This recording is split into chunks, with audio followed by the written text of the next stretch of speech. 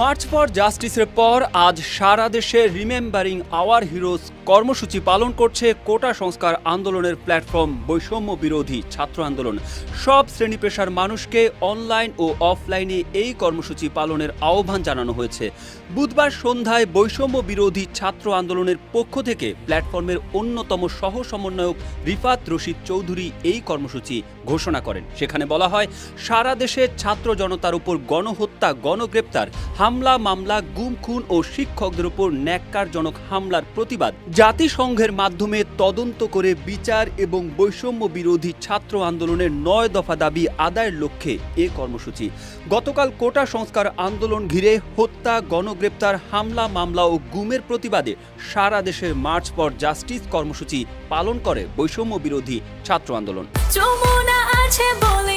Jamuna refrigerator, খাবার fresh তো life জম্পেশ। শিক্ষার্থীদের আজকের কর্মসূচির মধ্যে রয়েছে নির্যাতনের ভয়ঙ্কর দিনরাতের স্মৃতিচারণ, হতাহত ব্যক্তিদের নিয়ে পরিবার ও সহপাঠীদের স্মৃতিচারণা এবং আন্দোলনকে কেন্দ্র করে নির্যাতনের ঘটনা নিয়ে চিত্রাঙ্কন বা গ্রাফিতি, দেয়াল লিখন, ফেস্টুন ও ডিজিটাল পোর্ট্রেট তৈরি প্রভৃতি। নিহত ব্যক্তিদের স্মরণে এ ধরনের যে কোনো কন্টেন্ট বা লেখা দুটি হ্যাশট্যাগ জুলাই ম্যাসাকার ও রিমেম্বারিং আওয়ার হিরোজ ব্যবহার করে অনলাইন ও অফলাইনে প্রচার করার আহ্বান জানানো হয়েছে বিজ্ঞপ্তিতে। শিক্ষক, শিক্ষার্থী, অভিভাবক, বুদ্ধিজীবী, পেশাজীবী, শ্রমজীবী, ব্যবসায়ী সহ সব শ্রেণী পেশার মানুষকে এই কর্মসূচি পালনে সর্বাত্মক অংশ নিতে বিশেষ অনুরোধ জানিয়েছে বৈষম্য বিরোধী ছাত্র আন্দোলন। সংবাদ বিজ্ঞপ্তি পাঠিয়ে রিমেম্বারিং আওয়ার হিরোজ কর্মসূচি ঘোষণা করেন বৈষম্য বিরোধী ছাত্র আন্দোলনের সহ সমন্বয়ক রিফাত রশিদ। এই বিজ্ঞপ্তিতে বলা হয়, সাধারণ শিক্ষার্থী ও নাগরিকদের রাস্তায় ধরে মোবাইল চেক, হয়রানি ও নির্বিচারে গ্রেপ্তারের মতো মানবাধিকার লঙ্ঘনের ঘটনা প্রতিদিনের চিত্র।